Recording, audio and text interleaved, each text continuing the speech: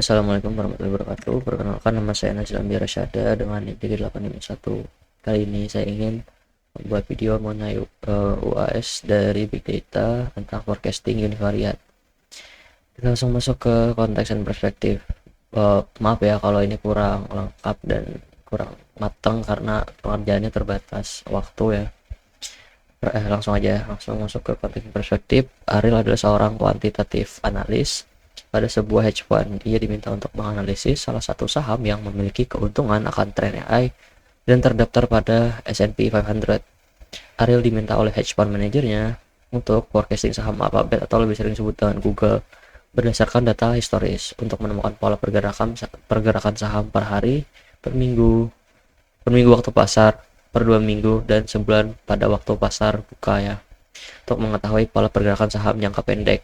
Jangka pendek berarti dia pingin mungkin dia scalping ya, dia main sebentar-sebentar aja gitu, nggak untuk hold jangka panjang maksudnya. Si hedge fund manajernya ini lanjut ke business understanding. Tujuan Ariel adalah memprediksi saham Google untuk mendapatkan insight untuk hedge fund manajernya dari pola yang ditemukan berdasarkan waktu pasar per hari, pada hari ini gitu, pada minggu, per minggu, per 2 minggu, dan per bulan. Dalam forecasting ini, Ariel harap dapat membantu perusahaannya dalam menentukan pergerakan saham dalam jangka pendek untuk melakukan scalping. Jadi nanti intinya kita menganalisis kayak per minggu gitulah ya, berapa pergerakan sahamnya, apakah good to buy atau apa gitu ya. Untuk hedge fund manager kita adalah quantitative analisnya ya. Lanjut ke data understandingnya. Kita dapat data dari kaggle.com, dari Google Stock Historical Data. Nah, like-nya nanti ya kita bahasnya. Tapi kita bahas di date and close aja, labelnya. Date itu udah tanggal pasar saham buka, jadi tidak setiap hari pasar saham itu buka ya. Sama aja di Indo sama di US juga. Terus ada labelnya itu close ya, harga saat pasar tutup pada hari perdagangan ya. Oke, karena ini masuk IDE kita masuk ke codingannya. Oh sorry, pertama saya import Panda untuk red CSV. Kita baca CSV nya, terus kita lihat ya, di sini masih multivariat ya, ada open, high, low, karena kita perlunya close doang. Untuk univariat nanti kita ambil close nya aja, sisanya kita nggak butuh. Tapi kita IDE dulu di sini, kita cek. Nah, date nya masih berbentuk objek ya, belum date time. Nah, di sini kita ubah date-nya menjadi date time karena hanya ada error karena waktunya ada yang UTC time zone-nya ya. Jadi kita convert dulu ke UTC biar dia jadi date time. Soalnya nggak semua waktunya sama gitu. Ada time zone kayak Indonesia kan ada WIB, WITA gitu gitu. Karena ini US ya. Lanjut. Nah, ini udah date time. Kita sort value. Sort value itu untuk biar dia ascending datanya. Ke sini ya, sorry. Cek data type dulu yang tadi ya. Nah ini cek data type, terus kita cek time series, timestampnya udah bener atau belum gitu. Nah ini min sama maxnya dari 2004 sampai 2025 ya. Aduh, lanjut verifikasi time seriesnya berurutan atau enggak. Nah, gunakan dengan cara is monotonic increasing true. Kalau true berarti udah berurutan ya. Kalau belum, ini udah berurutan karena kita udah short value, jadi ascending.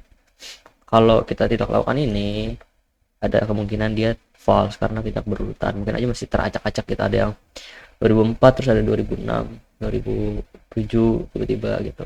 Ya udah, kita cuma cek doang udah terurut atau enggak. Karena ini udah ya, berarti kita bisa lanjut gitu.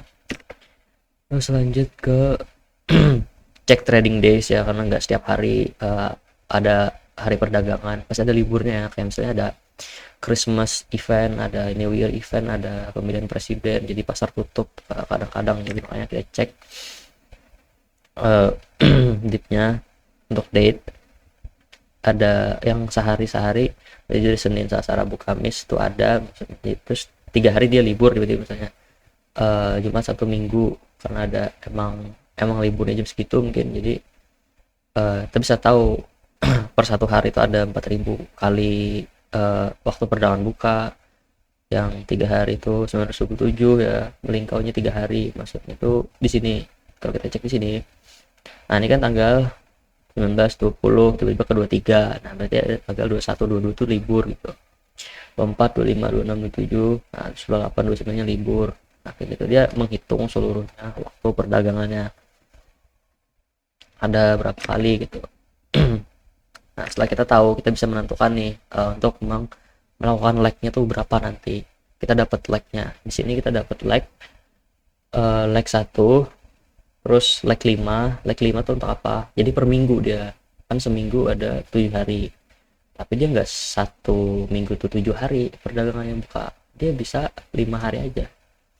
Makanya nanti kita dapat like 5 untuk di sini ya. Like 5 1 minggu harga pada trading days. Untuk like 10 itu 2 minggu ya, plus minus ya ini ya, plus minus. Terus like 20 itu 1 bulan berarti ya, karena ada beberapa hari libur. Oke, lanjut. Nah kita lihat min, biasalah describe dan statistik deskriptifnya tuh, minnya lebih daripada median, artinya right skewed. Right skewed artinya apa? Artinya dia akan terus ini ya, range-nya lebar, ada kemungkinan volatility-nya tinggi. Maksudnya itu apa? Maksudnya standar deviasinya itu agak lebar ya, tidak kecil gitu. Maksudnya kalau kecil kan ya hampir mendekati nol ya, ini agak lebar berarti apa, kadang fluktuatif banget, kadang enggak, kadang pasarnya tenang, kadang pasarnya camu apa ya, bergejolak banget gitu intinya. Oke, harga saham growth-nya struktural ya, dari tahun ke tahun kadang dia growth dan meningkat. Nah namun pada di sini nggak terlalu growth-nya banyak, tapi di agak-agak tahun 2024 kan arah ya meningkatnya, jadi bisa dibilang distribusi harganya skewed positif ya, terus menerus meningkat tapi dengan variasi yang signifikan. Itu variasinya ini ya, standar deviasi. Itu lanjut. Nah kita tahu volatility-nya tinggi ya, kayak kita masuk ke data progression. Ambil kolom close aja karena ini variat ya, benar. Terus ya, kita masukin ke TS ya. TS itu apa? Time series. Kita dapat like-nya tadi berdasarkan waktu trading days. Yang ini like 1 untuk yang per hari, ini untuk per minggu, per 2 minggu, dan per bulan. Kita shifting 1, 5, kita lakukan looping ya. Nah cara membaca like-nya, label pada close itu pada like 1 akan di sini dan melanjut ya ke bawah, terus yang like 5 itu ini ke sini. Ini masih missing value, ini belum saya lakukan apa-apa, dan seterusnya sama. Nah ini juga sama ya, sampai 20. Ini artinya label yang di sini dan di sini itu akan dimulai pada ke label baris ke-20 ya. Kita cek label baris ke-20, langsung 25 aja nih. Di sini 1, ini 5 akan hilang, ini 10 diambil, terus ini 20. Nah 1 itu jadi ke sini pada per bulan ya, per bulan, windowing per bulan ke sini sama ya. Nah kita lakukan rolling min STD sama STD ini untuk apa?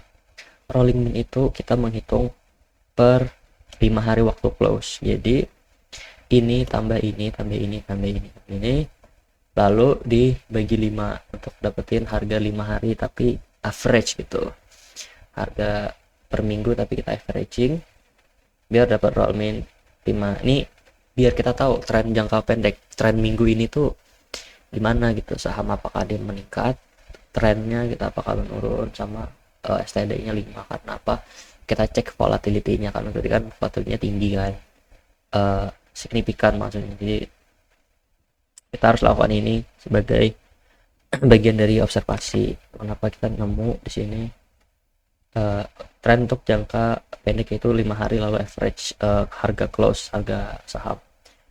Terus ini untuk cek volatility jangka tren pendek ya. Jadi karena kan kita cuman perlu tren pendek ya untuk scalping. Sebenarnya kita nggak terlalu butuh 10 sama 20, cuman ya nggak apa-apa, kita cuman lihat aja. Nah, kita lanjut. Ini untuk menandai fase pasar tenang atau fluktuatif pakai ini nanti Sempralus noise ya untuk main 5. Lanjut di sini leg 1 5, terus kita drop ya. Yang ini kita drop. Oke, nah ini dapat dari mana? Kalau bisa kita lihat di data wrangler kita, label ini didapat dari yang 20, tapi yang first. Nah, dari sini aja. Oke, kita dari sini ya. Sorry.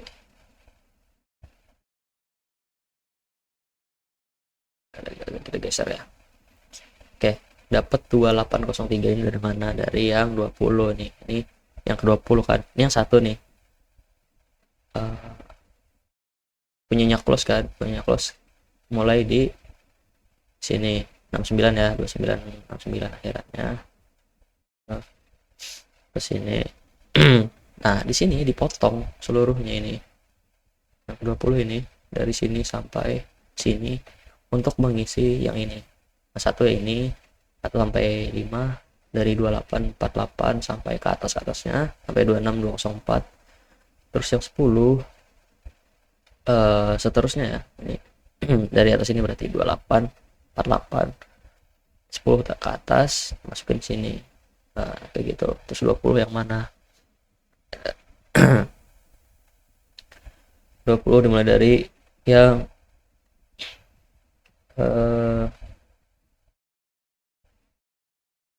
ini. Oke.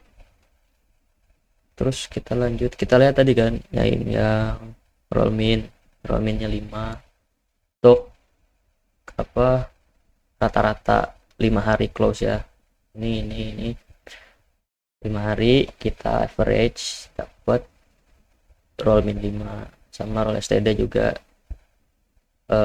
kita standar deviasi aja 5 hari waktu perdagangan itu. Oke, kita udah ngerti cara dapetinnya. Terus kita udah drop, kita menghitung rollmin. Nah, ini rumus rollminnya ya. 1/5 terus 4 indeks 0 sampai 4 kita sigmain, kita tambahin, kita jumlahkan. Terus ini kita akar kuadrat dari 5 hari perdagangan, kita standar deviasi ya. Rollmin 5 agar tahu konteks pergerakan, dan STD 5 untuk tahu apakah pasar sedang fluktuatif atau tidak. Kita bakal lakuin imputation di sini. Misalnya kita lakukan forward bill atau mini imputation atau apapun itu, karena itu bakal merusak harga distribusi pasar, karena ini kan terus fluktuatif dan meningkat. Nah, kalau kita min salah satunya, misalnya kita lakuin semuanya terus kita isi ke sini, itu akan merusak harganya. Atau kita isi sembarang juga nggak boleh, makanya kita tidak lakukan itu. Nah, di sini kita lakukan time based splitting. Pertama, harusnya ini tuh time series split, tapi nanti akan dilakukan time series split ya. Ini berdasarkan time base dulu, jadi saya lakukan 2 nanti, time series sama time base. Time base itu apa? Time base itu saya ambil date 2004 sampai 80% ya, sekitar sampai 2020 gitu. Terus sisanya jadi data set. Itu linear biar enggak data leakage gitu. Linear karena nggak bisa dilakukan secara eksplisit, kita nggak bisa set ini semua jadi apa namanya seperti cross validation ya, nggak bisa. Tapi ada trend test split untuk type bukan time base, trend test split untuk time series, tapi nanti ya di akhir. Oke. Nah, ini untuk yang tadi ya, Google stock pricing. Oke, ini nanti kita lanjut lanjut dulu. Maaf agak belepotan jelasinnya karena uh, terbatas waktu ya, ini udah uh, kita lanjut. Sebenarnya kita nggak perlu correlation matrix, tapi kita tuh untuk memvisualisasi saja biar ketahuan bahwa ini tuh multicollinear variable, biar ketahuan titiknya. Nih, artinya apa? Artinya seluruh kolom ini tuh saling berkorelasi karena leg 1 didapat dari close, saling berhubungan, roll min 5 dengan leg, terus leg 5 dengan leg 20 karena emang atribut-atributnya itu diisi menggunakan satu sama lain gitu, menggunakan close juga gitu, makanya saling berkorelasi. Ini cuma sebagai visualisasi aja biar nanti nggak terlalu bingung pas saya sendiri menjelaskan multicollinearity. Nah, ROSTD emang kurang berkorelasi, cuman karena kan memang menggunakan close, tapi dia kan standar deviasi dari seluruh 5 nilai ya, seluruh leg 1 sampai 5 dan seterusnya. Kita lanjut. Nah, ini untuk cek VIP ya, variance inflation factor. Ini untuk cek multicollinearity juga. Kalau multicollinearity itu misalnya untuk time series, misalnya pendapatan dengan penjualan ya, pendapatan dengan pengeluaran dengan pendapatan itu kan saling berkorelasi tuh, nggak bisa dipisah. Jadi ini tuh untuk sekadar menunjukkan bahwa data ini tuh multicollinearity ya ada gitu, dan besar malah. Kalau lebih dari 10 tuh artinya besar banget. Nah, ini ya besar. Oke, lanjut. Nah, ini harusnya hapus aja karena bisa salah gagal. Oke, lanjut kita ke modeling. Oke, kita sejauh ini kita udah ngerti ya, memprediksi yang apa, modelingnya itu jangka pendek ya. Adanya multicollinearity berarti kita menggunakan linear regression dan keluarganya kayak Lasso dan Ridge.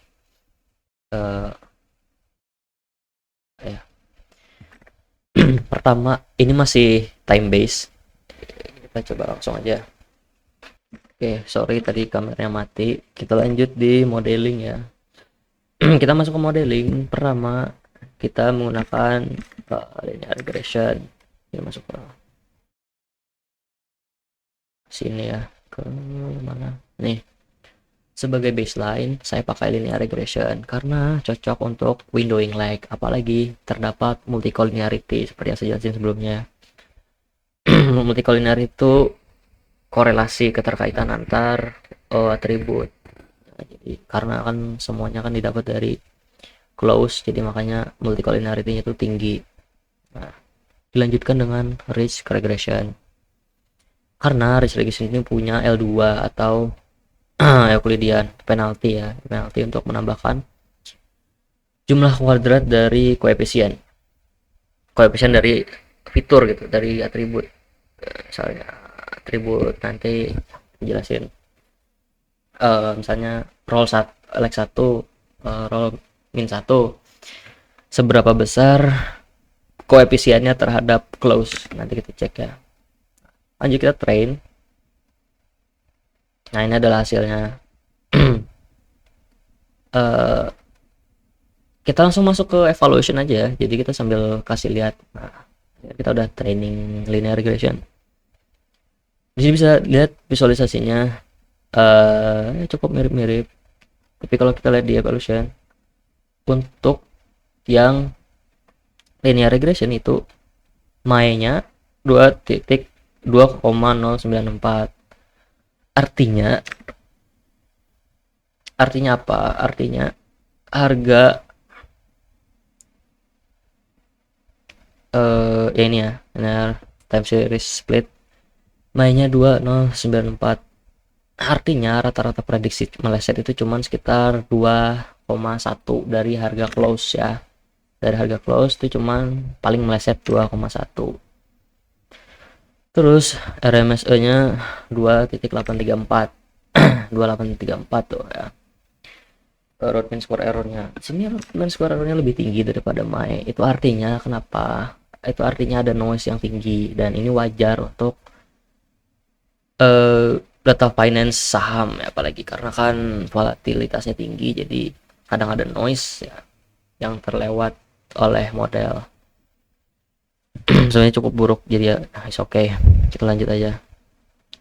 Nah, sini yang saya mention beberapa kali, feature coefficient. Fitur coefficient jadi penting. Kenapa?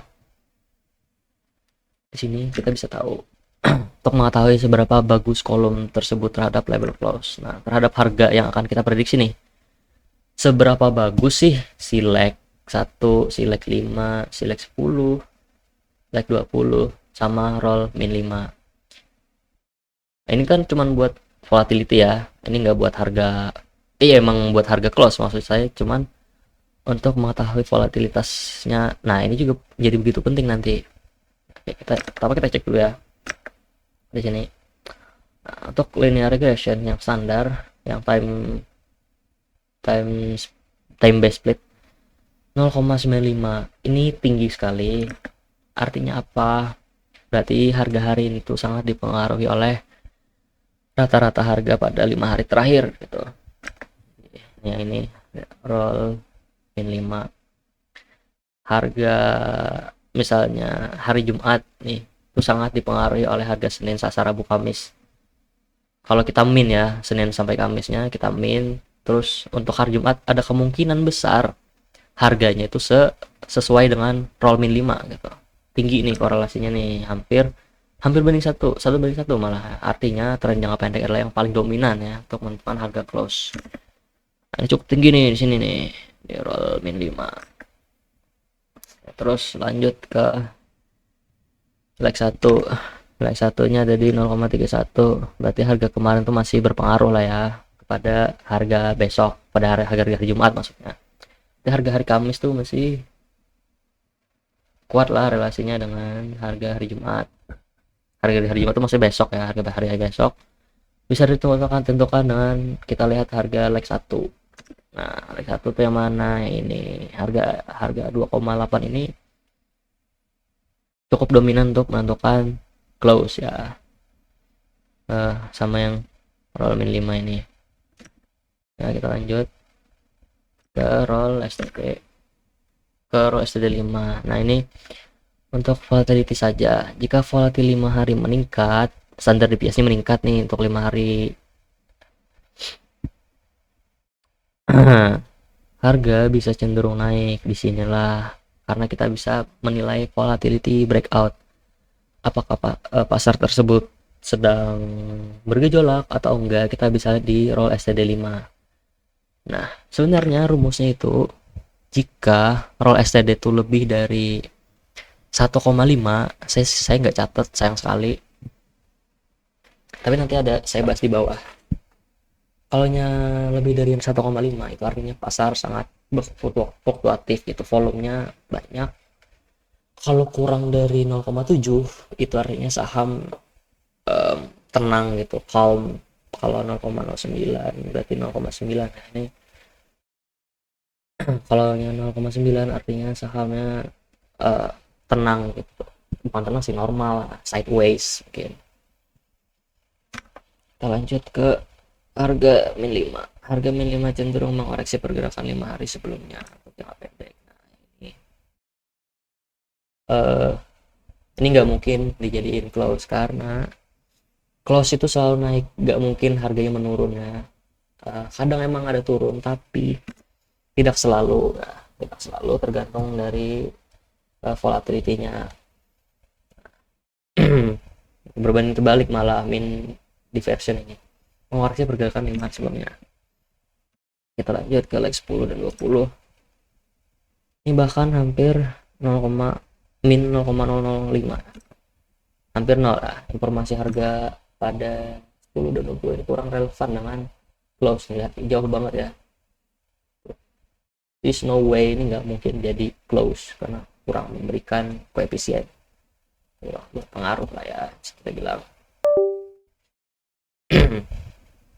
Maka dari itu kita nggak terlalu memperhatikan leg 10 dan leg 20 ya. Kesimpulannya harga close lebih dipengaruhi tren jangka pendek, itu rolling 5 hari dan momentum harian. Untuk scalping ya, kan kita kan masuk scalping kan. Jadi kita mementingkan rolling 5 sama leg 1 untuk linear regression standar. Ini untuk yang time base ya. Lanjut ke ridge regression. Ridge regression mean main dan RMS ini kedua sama aja sih, 2 koma juga tuh. Di sini Rominnya 15, leg 1 tetap sama-sama mendominasi leg 1 dan min 5 nya, berarti valid nih. Yang kita perhatikan tuh roll min 5 nya dan leg 1 nya untuk memprediksi si close ini ya, nih si close valid nih untuk 2 model. Dan kita bisa lihat di sini bahwa leg 10 dan 20 sama-sama nggak ngaruh ya, nggak terlalu ngaruh, tidak memberikan informasi yang cukup untuk memprediksi harga gitu. Sama juga 5 nih, min 2 nih. Kita lanjut aja, nah kita udah bisa baca ya, roll STD nya 0,06. Ridge scaling jadi agak berbeda koefisiennya, dan ini mengkonfirmasi bahwa roll min 5 dan leg 1 koefisien dengan linear regression, jadi konsisten, maksudnya konsisten dengan sama-sama memperhatikan roll min 5 dan leg 1 untuk training model ya. Kesimpulannya, ridge ini nggak meningkatkan performa tapi cuma menstabilkan koefisien ya, dan mengkonfirmasi bahwa tren jangka pendek adalah fitur yang penting banget untuk memprediksi harga. Untuk scalping ya, penting nih roll min 5 sama leg 1. Terus kita lanjut ke lasso regression. Oh ya, kenapa kita pakai ridge tadi kan saya udah bahas ya, karena dia memperkecil koefisien, memperkecil ini nih. Karena ini kan kita lakukan standarisasi sih sebenarnya. Saya scale nih di sini. Standar scaler, karena memang bagusnya untuk ridge itu kita scaling ya untuk menstabilkan harga, karena dia memperkecil koefisien agar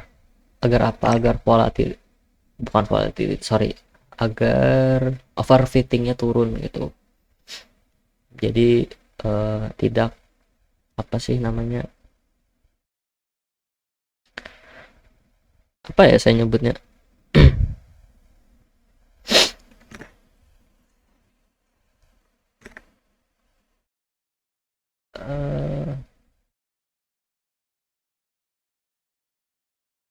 nah ini nih, kita balik ke sini dulu. Saya menggunakan ridge karena kedua model ini mengurangi overfit atau data terlalu bercondong ke training gitu daripada testingnya gitu. Nah, dan ridge dan lasso ini meng-shrink edge koefisien karena overfit, dan linear regression itu enggak mengurangi overfit sama sekali. Jadi keduanya melakukan standarisasi terus meng-shrink edge koefisien. Bedanya ridge itu cuman meng-shrink edge, sedangkan lasso itu memilih fitur penting. Nanti kita lihat ya kayak gimana. Nah, saya BTW saya pakai yang split time base tapi juga cross validation time series split. Nanti saya akan jelasin lagi. Kita lanjut ke lasso. Nah, pada lasso MAE-nya itu 2,1 dan 2, anggap aja 3 lah ya. Ini cukup tinggi, kita nggak bakal pakai ini karena ya yang penting itu di sini. Kenapa ini 0? Karena lasso itu membuang, kalau yang ini kan ini kan hampir 0. Ini kan nggak penting berarti untuk si close ya. Untuk si close ini nggak penting sama sekali. Nah, di lasso dia buang semua yang nggak penting, kayak leg 5, leg 10, leg 20. Dia cuman make yang high chance fitur pentingnya. Itu di sini beda nih, agak beda. di di lasso nih, kita lihat ke kelas saja. Di lasso roll minnya bukan yang paling mendominasi, tapi leg satunya mendominasi. Pada lasso karena penalti lasso tuh ini yang rumusnya mana ya, sorry nih, aduh sorry saya nggak jelasin lagi. Penalti L2 nya itu membuang seluruh fitur penting bedanya. Nah pada ini kan masih lasso ya, lasso kan, lasso penaltinya maka fitur tidak berulang akan dihilangkan. Jadi bahwa informasi harga sehari sebelumnya adalah fitur yang sangat penting untuk bersih harga jangka pendek, dan roll min 5 itu cuman sebagai pelengkap aja kalau bagi lasso ya. Cara perhitungannya ketiga model ini konsisten sih, sama-sama eh, sama-sama leg 1 dan roll min 5 nya menjadi apa, fitur penting gitu untuk memprediksi close ya, prediksi close. Jadi leg dan roll min 5 lah yang paling penting gitu untuk prediksi close selanjutnya, dengan MAE dan RMS masing-masing. Nah ini kan melesetnya 2,1an lah ya, sama juga kayak linear regression tadi 2,1 juga. Nah itu kan untuk time base, sebenarnya kita nggak terlalu butuh time base ini, cuman saya kesalahan ngerjain sebenarnya. Saya lupa kalau bapak nyuruh time series split atau cross validation. Saya kerjain karena saya lupa, jadi agak lambat nih bikin videonya. Sekarang mau jam 12 ya. Nanti saya cut deh untuk sholat Jumat dulu. Lanjut ke time series cross validation dulu bentar, saya akan agak cepat aja nih. Kita masuk ke nah ini ya, time series split. Kita splitnya bukan 10 tapi 5 ya, kita acak 5. Nah di sini dapat mainnya bahkan lebih efisien dari sebelumnya 0,8. Jadi prediksinya meleset sekitar kira-kira 0,8 lah ya dari harga asli. Misalnya harga aslinya 3, maka kemungkinan melesetnya 3,8 untuk koefisien fiturnya. Misalnya kan tadi kan roll min 5 ya, kemungkinan min roll 5 nya sekitar 3,3 atau 3,5 gitu. Dan RMS-nya tetap lebih besar, berarti masih ada noise ya, masih ada noise. Untuk modelnya kita belum melakukan auto correlation, sebenarnya harusnya saya melakukan auto correlation, cuman untuk mengurangi white noise sama overfitting dan underfitting, tapi karena waktu terbatas jadi saya agak seadanya dikit nih mengerjakannya, karena saya lebih fokus ke classification kemarin, jadi agak-agak kurang persiapan untuk yang linear regression. Maaf jika susah dipahami. Oke, saya lanjut aja ya, lanjut ke yang kita tim series splitnya 5 kali ya, acak 5 kali kita dapat 0,8 melesetnya. Jadi nah saya juga kita lakukan koefisien lagi, tetap no roll min 5 itu tetap menjadi fitur paling penting gitu, sama like 1 ya. Kita bisa di sini mainnya sebagai perbandingan ya, kita pakainya time series aja, kita nggak usah hiraukan yang ini. Kita pakainya ini linear regression 0,79, RMS nya 1,1, semuanya sama 1,1. Nah kita bisa lihat bahwa yang paling bagus modelnya itu MAE ya, MAE nya yang paling bagus itu linear regression, meleset cuma 0,79 dibandingkan yang lain 0,80, bahkan lasso 0,83 nih. Tuh dapat dilihat bahwa linear regression memberikan permot terbaik dengan nilai MAE dan RMS lebih rendah dibandingkan dua lainnya. Nah, fitur koefisien lagi kita bahas lagi ya, dikit nih nggak apa-apa. Roll min 5 0,79 artinya tren 5 hari terakhir. Kita bahas lagi, kita ke TS ya, kata seriesnya. Nah untuk menentukan close bisa menggunakan ini, melesetnya cuma sedikit. Kalau yang model time series linear regression ya, keluarnya 5 tren hari tren sama mengalami harga saat ini. Kita lihatnya di Romin 5 untuk scalping ya, untuk scalping sesuai tujuan bisnis understanding kita. Sama leg 1 juga cukup mendominasi, harga kemarin berpengaruh kuat terhadap harga hari ini. Nah, kita kan selalu membahas Romin 5 sama leg 1 ya, kita nggak terlalu bahas leg roll STD 5 nih. Nah, sih saya bahas ini adalah volatilitas untuk meningkatkan error pada prediksi ya. Semakin tinggi tuh harganya bisa cenderung meningkat ya.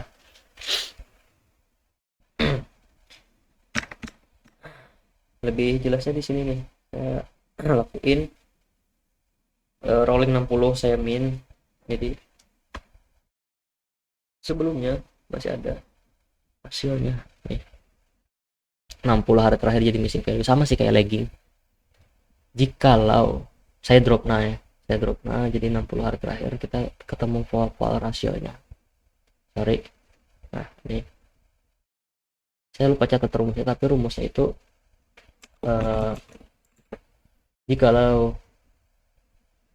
volatilitasnya lebih dari 1,5 berarti volatilitasnya tajam, pasar sangat bergejolak tuh berarti. Sini nih, ini kan 0,7, 0,5 ya. Ini ada nih 1,6, berarti mungkin ada sentimen sesuatu nih yang bikin pasar sangat bergejolak. Nah, kita bisa tahu dari vol rasionya ya. Lanjut, sini sama ya, kita lihat di feature coefficient pada linear regression range. Tapi kita bisa lihat bahwa range itu tidak lebih bagus dari linear regression, jadi kita sebenarnya nggak terlalu peduli ini ya, regression malah, lagi itu sebagai pembanding aja. Nah, kita bisa tahu bahwa linear regression itu yang paling penting di sini, kita pakainya yang itu untuk scalping ya. Tuh, ini sama aja daripada saya mengulang-ulang. Tuh, Romin 5 tetap mendominasi di range pun. Nah, di range tetap nih di 31, terus like-nya di 30, like satunya. Tuh, di sini juga mendominasi. Nah, di sini dieliminasi jadi 0 karena nggak penting ya, 3 ini. Kesimpulannya itu, saya memilih model linear regression karena rata-rata prediksi melesetnya hanya sekitar 0,8 dari nilai aktual ya. RMS lebih dari itu menunjukkan terdapat prediksi error jika pada volatilitas tinggi ya. Pada volatilitas itu lebih dari ini 1,9 misalnya. Nah, itu rawan prediksi error, si minnya bisa nggak tepat gitu. Makin tinggi itu makin nggak tepat gitu. Nah, ininya makin melenceng lah ya terhadap close ya. Ini juga leg satunya. Bisa sebenarnya kita bisa drop sih yang 5 sampai 20, nggak penting banget, kita bisa nggak usah liatin, kita hanya peduli ke leg 1 dan roll min 5 untuk hedge fund manager kita ya, sesuai dengan konteks. Tuh, ini cukup menjawab tujuan kita itu untuk forecast jangka pendek untuk scalping. Ini belum tentu optimal karena kualitas kita selalu lihat kualitas rasio. Kalau pasar sahamnya lagi tenang nih pasarnya tenang, kita bisa sepenuhnya cukup percaya dengan roll min 5 dan leg 1 nih.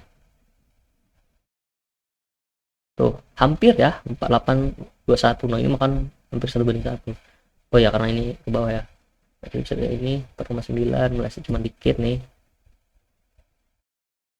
Dengan roll min 5 48 ya, 4,8 dan 4,9 ya. Nah, kira-kira begitu. Model yang paling bagus itu linear regression, tapi belum cukup optimal karena masih ada white noise sama RMS nya masih lebih tinggi. Harusnya bisa saya fine tuning, tapi karena waktunya terbatas makanya saya nggak bisa lakuin itu. Oke, kita masuk ke tahap deployment. Model dapat digunakan untuk prediksi harga close menggunakan ini tadi ya, roll min 5 dan R1, tapi kita masih harus analisis volatilitas pasar yang vol rasio ini tadi. Kita masih harus pantengin terus nih apakah tinggi. Model masih dapat digunakan tergantung volatilitas pasarnya ya. karena ini belum sempurna. Saya udah mohon maaf ini belum sempurna karena keterbatasan waktu. Terus model masih bisa di retraining. Nah, benar, ini model saya masih bisa saya retraining lagi agar pasar yang lebih fluktuatif atau ekstrim, misalnya kayak seasonal, kayak sebulan.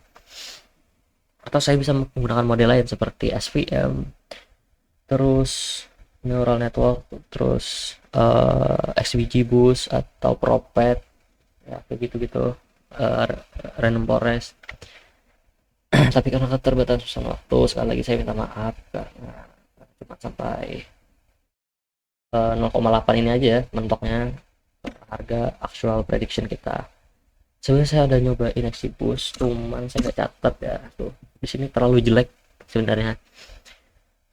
Modelnya overfit, terus dia stagnan untuk label yang belum dikenal di 44, makanya saya nggak pakai, nggak jadi, malah mungkin akan terlalu panjang.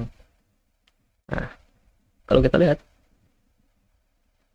ini cukup oke lah ya, 0,8. Nah, ini kan dua kan tadi, ini hasil dari linear regression. Saya lupa bikin chartnya, sorry banget. Distribusi chart actual and prediction, tapi yang pasti mainnya itu 0,8 nih. Oh sorry, yang ini 0,7, malah 0,799 ya. Intinya kayak gitu. Maaf jika ada kesalahan dalam pembuatan video. Terima kasih. Assalamualaikum warahmatullahi wabarakatuh.